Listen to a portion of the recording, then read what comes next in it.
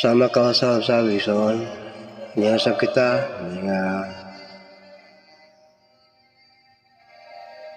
tak na sa kabantagon, yun nakahimo pa kita sa pagbangon, padayon, tungod kay ang Diyos ng hatag pagkato, ngayon, kita nakahimo pa sa pagbangon, tak na sa kabantagon, adlaw nga Sabado, Wilson, atong ipasalamatan ang Diyos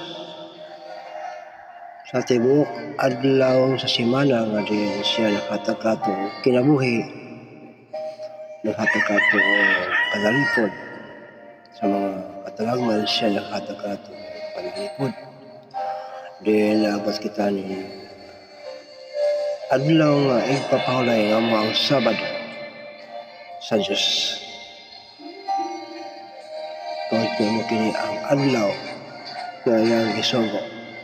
Exodo Kapitulo 20 verse 4 sa mga nagingan, hinumduman mo ang adlaw nga Sabado o makahulay kanina.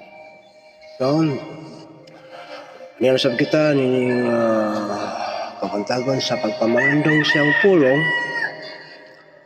nga atong pamandongan igsoon, samtang kita nga nagapaabot sa pagbalik sa atong buhay nga Diyos.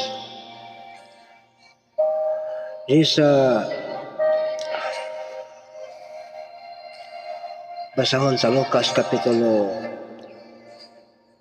4, versikulo 16, nga nagingon direkso. Og siya miabot sa Nazaret, then dito siya magtubo o sumala sa iyang nabatasan, siya misulod sa sinagoga sa adlaw nga igpapahulay. Sumala sa nabatasan ni Ginoong Hesus, siya misulod sa sinagoga o ipahulay igsoon. Ning kalibutan igsoon, atong mahinumduman nga duha ra gid ka buok nga kinaiya. Walay lain, ang katong nagbatasan sa batasan ng Hesus o katong usab ang ikaduha, katong usab nga nagbatasan sa wala gibatasan ni Ginoong Hesus. Matawag ba natin na sa igsoon,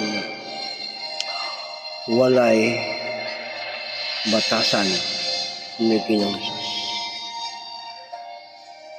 Nini nga naginapos na nga kalibutan.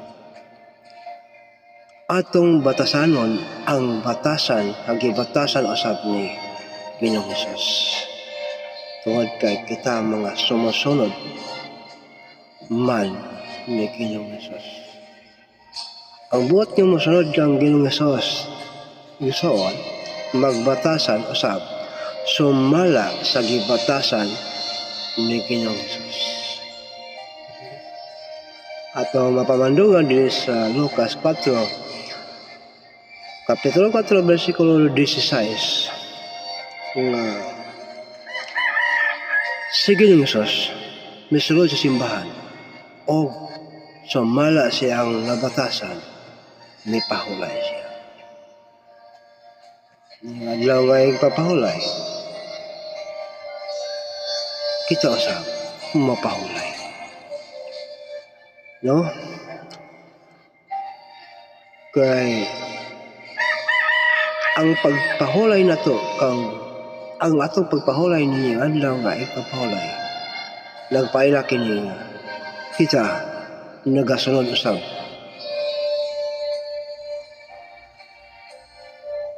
sa gibatasan ni Ginoong Hesus. Sa katapusan, Lucas 6:46, kung may Biblia ka mo at inyong basahon, igsoon, sakit-sakit man nga paminahon o murag makaingon ta nga usa lamang kini ka pag kanibitaw tunok igsoon imong ibton sakit kay ibton no, pero sa diha nga maibot na gani ang maong tunok mahupay ang kasakit. Wala nagisakit nga imo batian apan kung dili gid mo sa ibton kini maong kunok noon mulamay na siya muhubag o magngol-ngol nga mahinungdan nga dili ka makahimo sa imong mga bulhaton tungod kay doon na kay gibati sumala sa kunok nga wala nimo gihibot. Ang Lucas 6:46 nagingon si Ginoong Hesus, ngano man nga gatawag man kamo kanako Ginoo o Ginoo at dili man kamo mutuman sa gisugo ko kaninyo. Magiling sa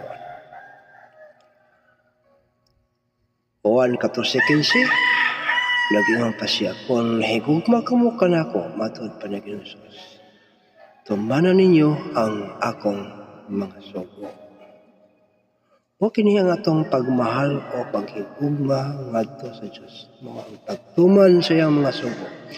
Sa walay daghang pagpagulbol, sa walay daghang pagsukit-sukit kung unsa, sumala lagi sa mabasa sa wala ang kasulatan atong tumanon. Ang kanang dili mabasa, dili nato na siya panambalingon tungod kay kana hinimo ka na mugna sa kaaway sa Dios. Mayong buntag ug dalaygon ang Dios og mayong adlaw nga igpapahulay. Happy Sabat mga igsoon.